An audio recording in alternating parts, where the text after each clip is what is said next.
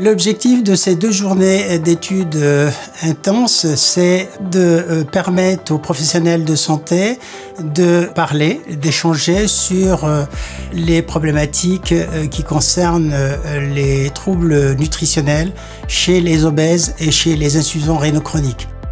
La prévalence de la maladie rénale chronique à La Réunion est très forte pour des raisons probablement à la fois d'origine génétique, de background génétique et d'isolat géographique sur une petite île, et également pour des raisons d'environnement, notamment de diététique, associées à des gènes de prédisposition qui réalisent un mélange explosif conduisant à cette forte prévalence des maladies rénales chroniques. Ce que nous avons fait grâce à l'aide de la Fondation Financia, c'est de s'intéresser à des choses très fréquentes à La Réunion, qui sont d'abord les calculs rénaux, qui sont souvent précurseurs de maladies rénales, qui sont très fréquentes ici. Et on a commencé à regarder quelles étaient les causes.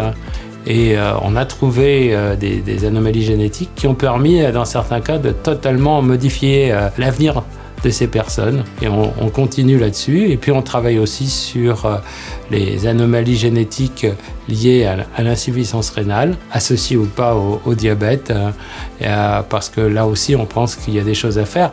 Pour moi c'est bénéfique, parce que je commençais à avoir des pertes de muscles au niveau des jambes. Je me sens mieux après. C'est-à-dire, chez moi j'essaye de marcher un tout petit peu aussi, mais je fais plus d'efforts en faisant du vélo sur mon lit de Laura, quoi. Vous savez, quand vous perdez vos yeux, il y a plein de choses que vous ne faites plus. Mais après, quand on fait ça, on se sent quelque part retrouver sa forme. Quand j'arrive chez moi, je me sens bien dans ma tête. L'impédance-mètre est un outil basé sur des électrodes que l'on va positionner sur le corps du patient.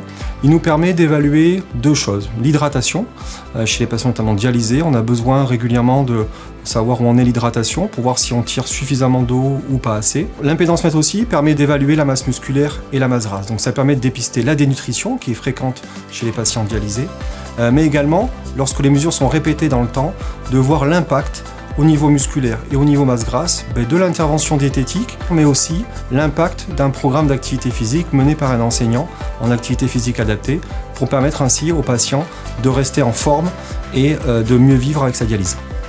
C'est un bilan très positif. Plus de 200 personnes ont répondu à l'appel, des professionnels de santé, 25 orateurs, donc de renom. On peut dire que ce sont des journées qui ont pu rassembler des professionnels de santé, les fédérer, apporter des connaissances supplémentaires, partager les savoirs, et ce sont des journées à renouveler.